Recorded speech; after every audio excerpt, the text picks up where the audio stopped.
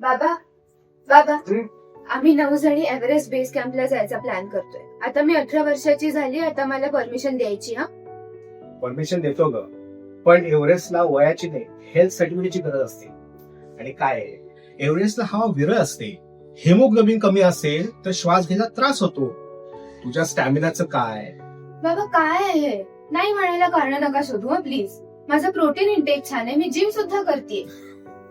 अगं, जिम मध्ये वजन उचलणं आणि एव्हरेस्ट चढणं खूप फरक आहे. काय ग, रक्तदानाचं घेतेस का मनावर? रक्तदान त्याचा आणि ट्रॅकचा काय संबंध? अगं संबंध आहे. रक्तदानाच्या वेळेला आपण कसं वय, वजन, हेमोग्लोबिन या तिन्ही गोष्टी तपासतो.